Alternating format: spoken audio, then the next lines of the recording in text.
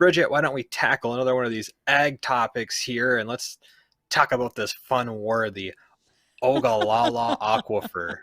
I'm so glad that I get to teach you like a word of a day calendar every time we're doing ag stories. There's always something. I mean, wasn't it last week we talked about coccidiosis in cattle? And maybe not on this Mhm. show, but I know I've talked about it a couple different times. But there's always something new. And the Ogallala Aquifer actually covers 175 square miles. If you think about the western states like Texas, New Mexico, all the way up into South Dakota, it's primarily thought of in Nebraska, but certainly underneath Kansas as well.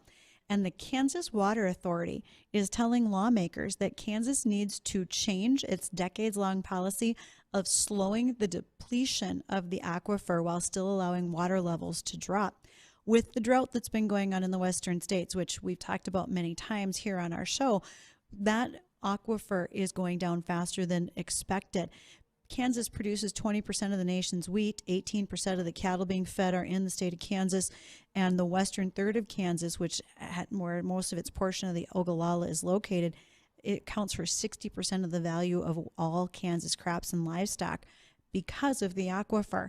If this change is implemented, it would force farmers to either be cultivating fewer acres because they wouldn't have that irrigation to rely on.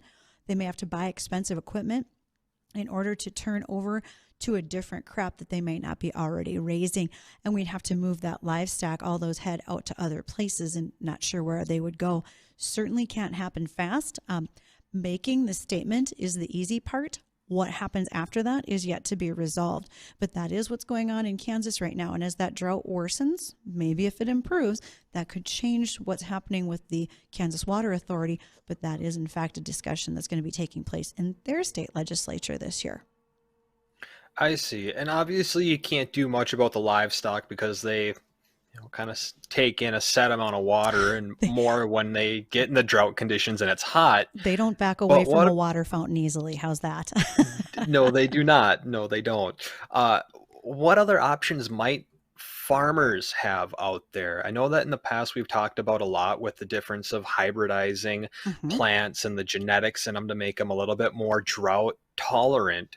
Is If that an option that's being done, or an option that maybe they're thinking about using is more drought resistant plants that don't necessarily need quite as much water as the general copy of it? we could, if they're there. But a lot of those plants haven't necessarily been brought to commercialization yet. A lot of them are still in the research phases and development. So as they move forward, yes, that's a possibility. What are some less water using crops? Well, there may be a call for more sunflowers, although Kansas is a large sunflower market already. Perhaps they would be using something like more winter wheat, etc. But the change in that also affects profitability because if you make that change, you may not have the profit that you did prior to.